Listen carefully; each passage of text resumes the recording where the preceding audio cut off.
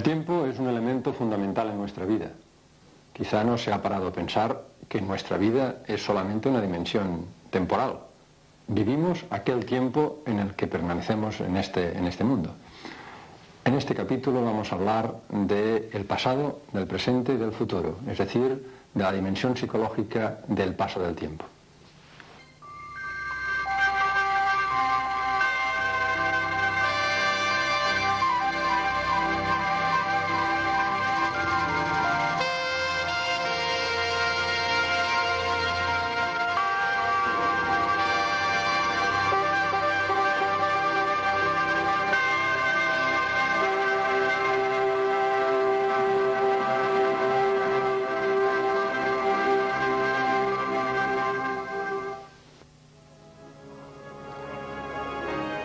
¿Qué nos hace similares a los demás y a la vez tan singularmente distintos? ¿Por qué pensamos, sentimos y nos comportamos de la manera en que lo hacemos?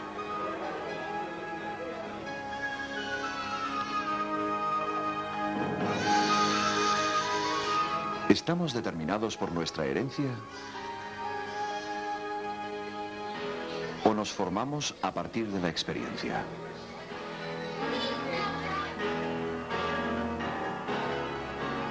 ¿Cómo es posible que el mismo cerebro que nos permite crear, ser racionales y amar, sea a la vez crisol de enfermedades mentales?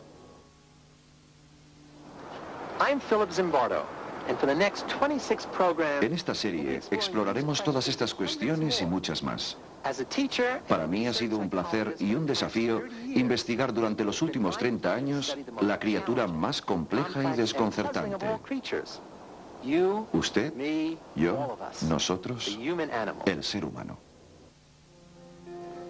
En esta serie estamos viajando a menudo desde el interior del cerebro al espacio exterior.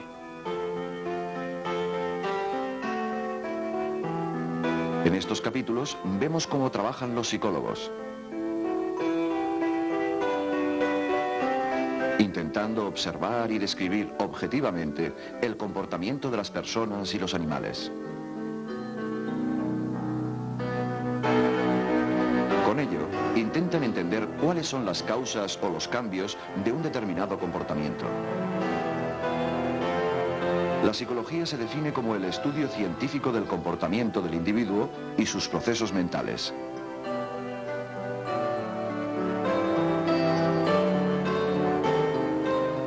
Los psicólogos intentan utilizar su investigación para predecir y en algunos casos controlar el comportamiento. Teóricamente, de sus investigaciones surgirán soluciones a los problemas prácticos que angustian a los individuos y a la sociedad. Mientras que algunos psicólogos estudian el comportamiento y el proceso mental simplemente por la fascinación y el desafío que esto supone, otros trabajan para mejorar la educación,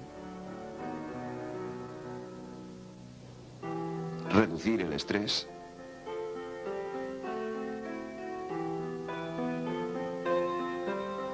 estimular la tranquilidad o contrarrestar la violencia.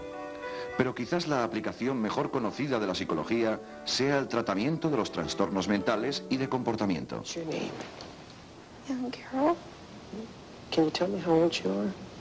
7. I'm 7. I'm in the first grade. How are you? Esta mujer padece una de las enfermedades mentales más dramáticas que tratan los psicólogos. Se denomina trastorno de personalidad múltiple. Varias personalidades habitan en el mismo cuerpo. We might be able to speak with Devin now. Devin? Mhm. Want to talk to Devin? It'll be okay. He won't get upset or anything? No. He won't? No, you haven't learned about how Devin has changed yet. But he's quite different now. Is he? Yeah. Okay. He's looking forward to this. Okay. Thank you.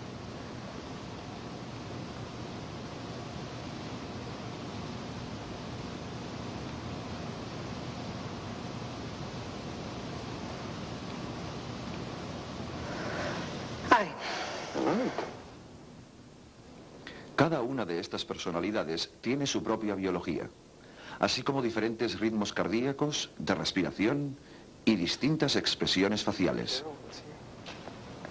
Yeah, well, I always follow up the kids. Is that a hard act to follow? Yeah, it's a hard act to follow, let me tell you. How old are you, Devin? 17.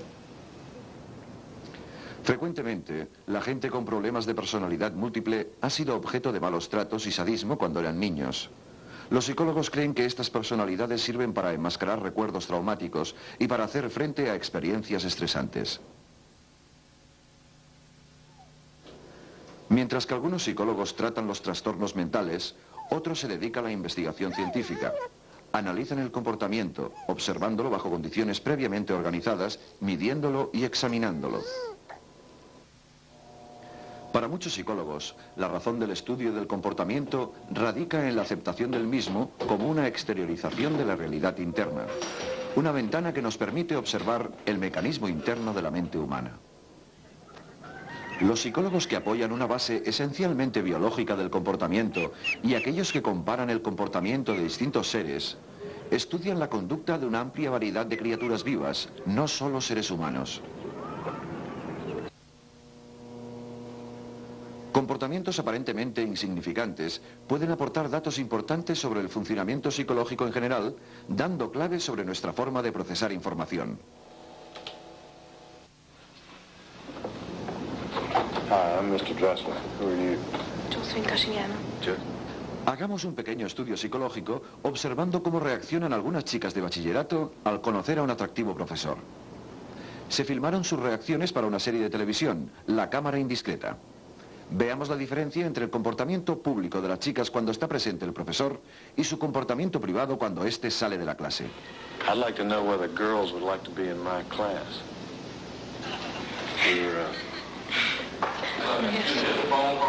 Thank you, Mr. Williams. Will you all bear with me? Can you have patience just a second? Let me answer this. I'll be right back.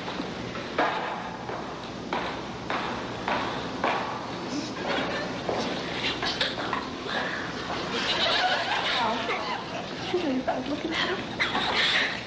It's gonna be a play. You can turn this down.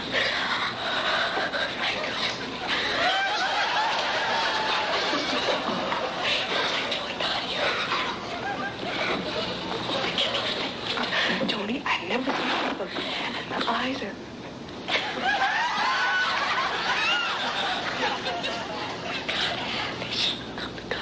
Like all the girls, like he's young too. He must be, he's around 24. Would you mind being in my class? No, at least I'm with Mimi. Thank you, Mr. Williams. Excuse me a minute. Okay. Will you all wait for me just one second? Yeah. Thank you. Al Enfant, productor de La Cámara Indiscreta, captó el comportamiento de docenas de chicas en esta situación. Centrémonos en un solo aspecto de sus múltiples reacciones. ¿Por qué se ríen?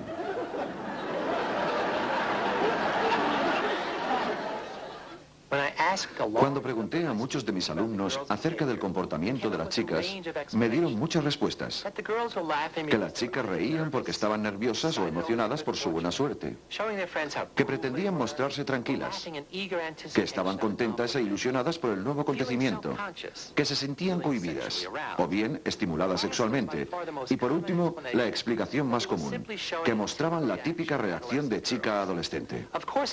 Si la última explicación fuera la correcta, esperaríamos ver una reacción distinta en un grupo de chicos adolescentes. Veamos qué sucede si repetimos la situación utilizando chicos y una profesora fuera de lo común.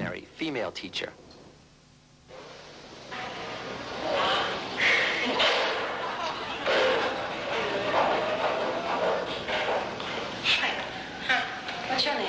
Charles Burgoyne. Hi, nice to meet you. Joe Paul. Nice to meet you. My name is Miss Darling, and I'm going to be a new teacher in social studies. A pesar de algunas diferencias de comportamiento entre ellos, los chicos tienen básicamente la misma reacción que las chicas.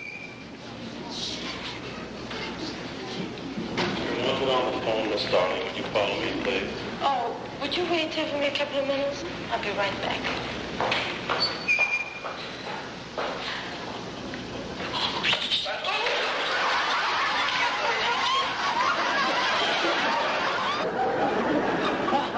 de intentar responder por qué los jóvenes reaccionaron de esta manera, pregúntese cuál fue su reacción como observador. ¿También se ríe? Si es así, pregúntese por qué. Fue porque, como la mayoría de mis alumnos pensó, tenemos una tendencia natural a sentirnos identificados con los chicos, recordando situaciones similares a la misma edad. O porque se sintió incómodo observando sus reacciones privadas a la estimulación sexual como una especie de culpabilidad del voyeur.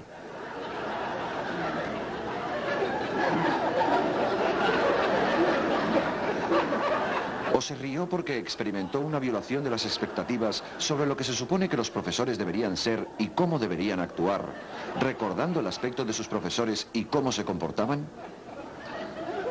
¿Estaba reaccionando emocionalmente a la misma violación de expectativas que experimentaban los chicos?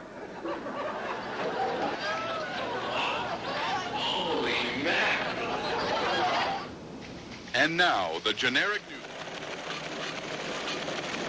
Muchas reacciones de humor se basan en esta violación de las expectativas. Cuando algo es incongruente y no acaba de encajar, nuestra risa es la reacción a nuestra confusión momentánea. Tomemos como ejemplo esta noticia. Lo que pueden ver aquí puede parecer totalmente inocente. Eso pensábamos nosotros mientras grabábamos la escena. Sin embargo, cuando revelamos la película quedamos sorprendidos de lo que habíamos descubierto. Parece increíble, pero unos hombres vestidos de militares habían tomado el control de la autopista y obligaban a los conductores a pagar grandes cantidades de dinero en efectivo para poder conducir por la vía pública. Observen atentamente. No hay ninguna duda. No se escapaba ningún vehículo. Nos hemos puesto en contacto con las autoridades federales y se ha iniciado una investigación. Mientras tanto, mi consejo es que eviten las autopistas como esta y utilicen rutas alternativas. R. de Rosen para la ME Team.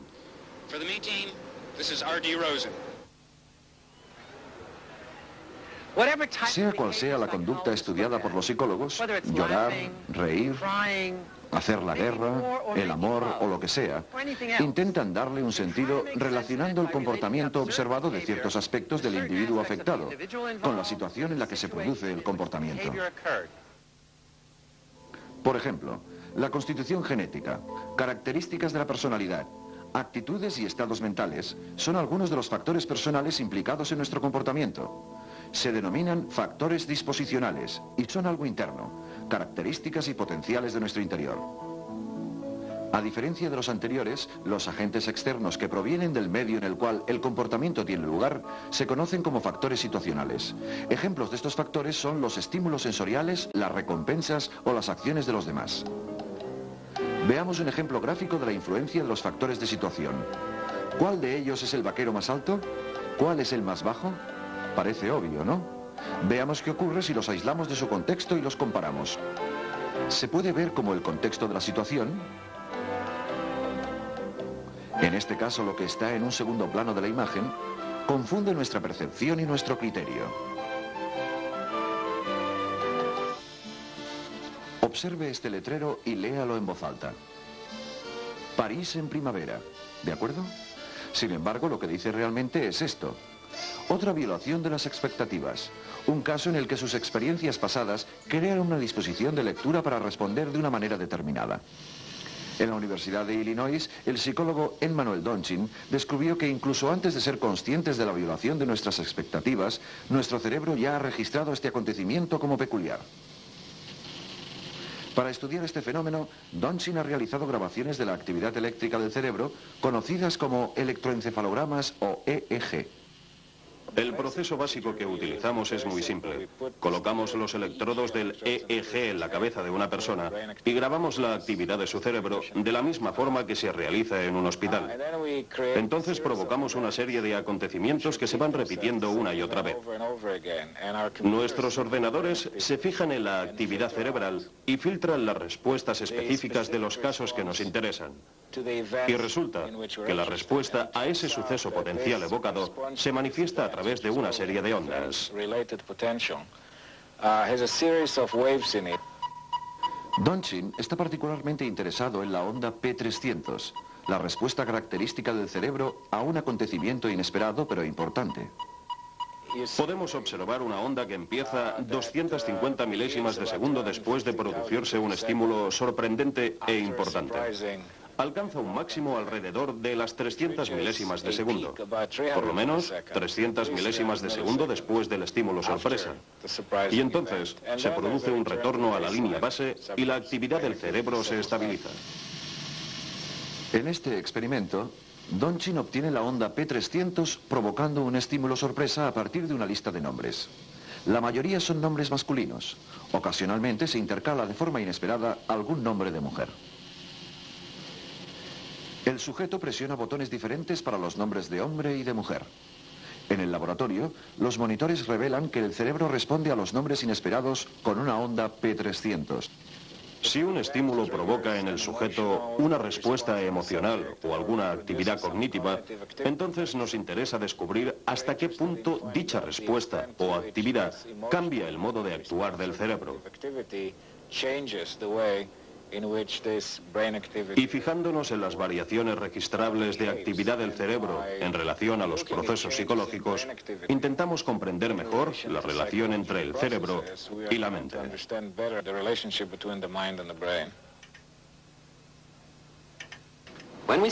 Cuando estudiamos los procesos más elementales del comportamiento, como las ondas P300 del cerebro, operamos en lo que se conoce como nivel micro de análisis.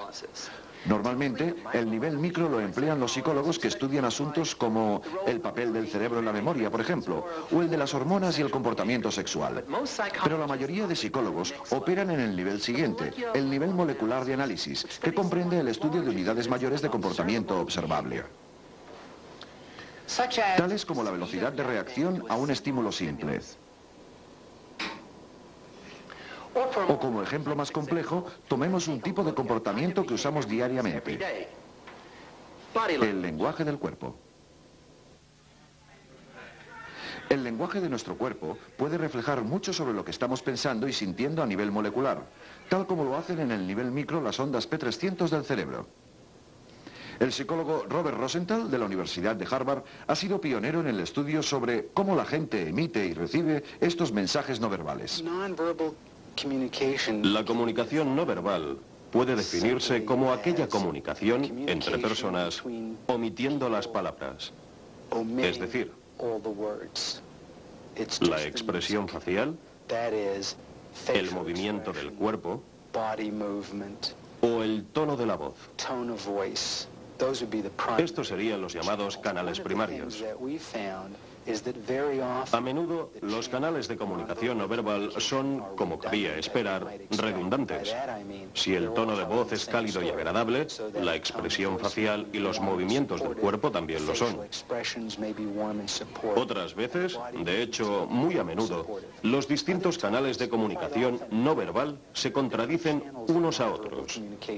La expresión de la cara puede estar diciendo algo muy distinto a lo que dice el tono de voz. From what the tone of voice is saying. Something really goes drastically wrong. I really don't think it'll be our fault.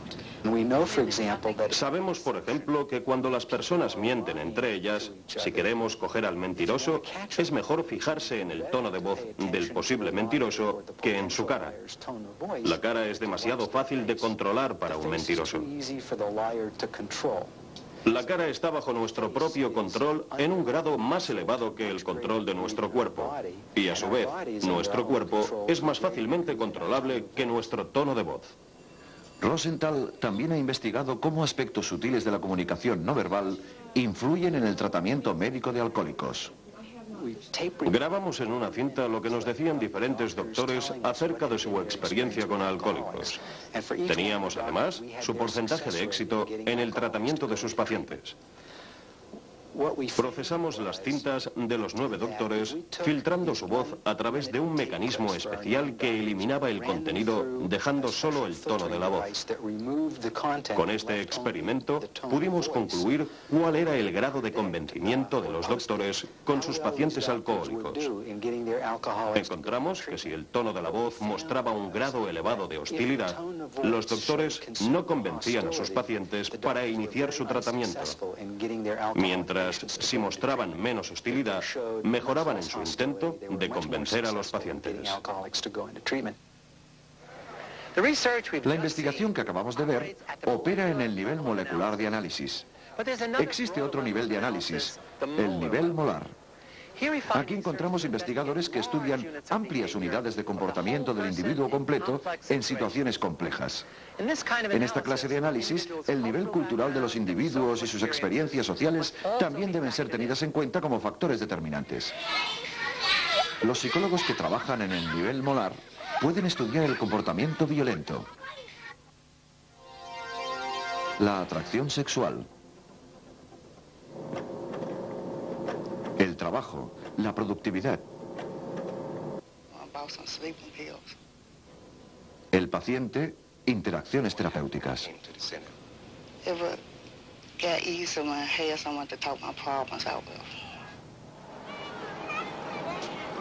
O la naturaleza de los prejuicios. Christine Hall, de la Asociación Americana de Psicología, ha estudiado problemas comportamentales de miembros de grupos minoritarios. Soy mitad negra y mitad japonesa. Es importante para mí siendo psicóloga, ya que puedo introducirme en grupos y oír cosas que algunas personas dirían a unos grupos, pero no a otros. Y creo que esta clase de comportamiento funciona tanto para grupos mayoritarios como minoritarios, de clase baja o alta. Lo que sucede en público es distinto de lo que sucede en privado. En Japón, la persona subordinada se inclina más y más rato que la persona de mayor rango. Lo mismo sucede en otras culturas. Todo depende de lo que uno cree que le está permitido decir o hacer. Desde luego, si fuera la persona menos importante de una reunión, sería elegante, más elegante que los demás, pero sin ser tan estúpido como para cometer un error. Todo esto no son más que técnicas de supervivencia. Nos hemos formado una idea de los tres niveles en que trabaja la psicología: el micro, el molecular y el molar. Esto nos puede sonar más a ciencias físicas que a psicología. Es lógico, la psicología es una ciencia. Tiene la metodología de una ciencia, los principios, las prácticas y los procedimientos que desembocan en conclusiones basadas en datos, en investigación evidente. La psicología también tiene su propio contexto histórico en que debe ser comprendida, al igual que todos nosotros. La psicología moderna empezó en 1879, cuando Wilhelm Wundt fundó el primer laboratorio de psicología experimental en Alemania. Wundt formó a muchos jóvenes investigadores que continuaron con la tradición de medir las reacciones a tareas experimentales, tales como el tiempo de reacción a estímulos sensoriales, la atención, el juicio y las asociaciones de palabras. El primer laboratorio de psicología americano, similar al de Wundt, fue fundado en la Johns Hopkins University en 1883 por Stanley Hall. Hall, el primer presidente de la Asociación Americana de Psicología, introdujo a Sigmund Freud al público americano, traduciendo su Introducción General al Psicoanálisis. 1890 será la fecha más importante en el origen de la psicología, cuando William James publicó lo que muchos consideran el texto más importante de psicología de todos los tiempos, Principios de Psicología. James fue profesor de psicología en la Universidad de Harvard, donde también estudió medicina y enseñó fisiología. Estaba interesado en la forma de cómo la gente se adapta e interacciona con su entorno. Encontró un lugar en la psicología para la consciencia humana, las emociones, los valores personales y la religión. Sin embargo, los psicólogos wundtianos como Stanley Hall rechazaron las ideas de James considerándolas poco científicas y demasiado suaves. Ellos argumentaban que la psicología debería basarse en los modelos de las ciencias físicas, por lo que centraron sus estudios en tópicos como la sensación y la percepción, en medidas psicofísicas de las reacciones mentales a estímulos físicos. Más tarde, añadieron investigaciones sobre cómo los animales adquieren respuestas condicionadas y cómo los seres humanos memorizan información nueva. Estas diferencias entre psicólogos sobre lo que debería ser estudiado y de cómo debería hacerse permanecen todavía entre nosotros un siglo más tarde. En esta serie intentamos abordar múltiples perspectivas para estar abiertos a distintas teorías y poder utilizar diversas formas de investigación dada la complejidad del tema en cuestión: el cerebro, la mente y el comportamiento.